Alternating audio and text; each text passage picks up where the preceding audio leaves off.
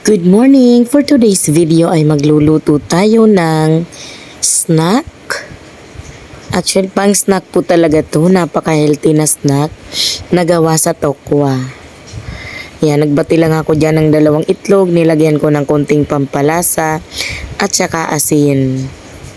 Yan, batiin natin maigi yung itlog. Wala akong videographer kaya pangit ang mga posisyon ng mga ginagawa ko ngayon kasi gabi ito at naisip kong mag midnight snack. So yung mga tokwa po ay hiniwa ko lang ng ganyan.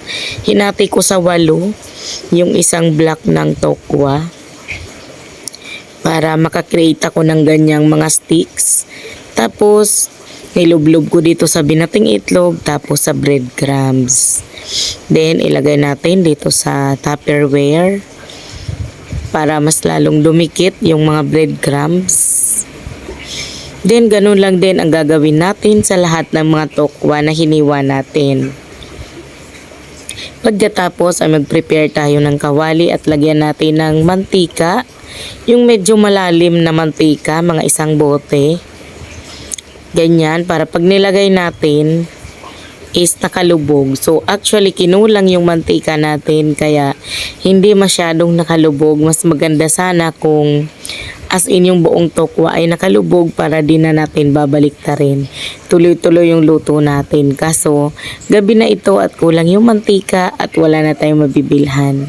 So piprituhin lang natin yan hanggat mag golden brown yung ating mga tokwa sticks. Ayan, ganyan lang. So, kailangan nating baliktarin kasi hindi siya nakalubog lahat sa mantika yung kabuuan ng tokwa stick. Kaya kailangan natin baliktarin para yung kabilang side naman yung makrispy at mag-golden brown. Napakadali po at napakamura po ng pang-snack na to. Kung gusto nyo ng healthy, yun, dito na kayo. Although, fried naman to, sasabihin nyo, ay, fried naman yan, mami. Hindi siya magiging healthy, pero mas healthy pa rin to kaysa mag-snack ka ng chichirya, diba? Kasi maganda naman yung quality ng oil na gamit natin. So, pagka ganun na, golden brown na siya, ay pwede na nating hanguin. At ganun lang din ang gagawin natin sa iba pang mga tokwa na na-coat natin ng breadcrumbs.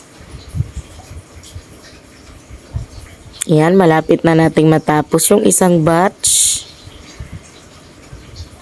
At ito na, gumawa lang po ako dyan ng sausawan na mayonnaise na nilagyan ko ng ketchup. So, yun lang po for today's video. Meron na tayong healthy snack. Thank you so much.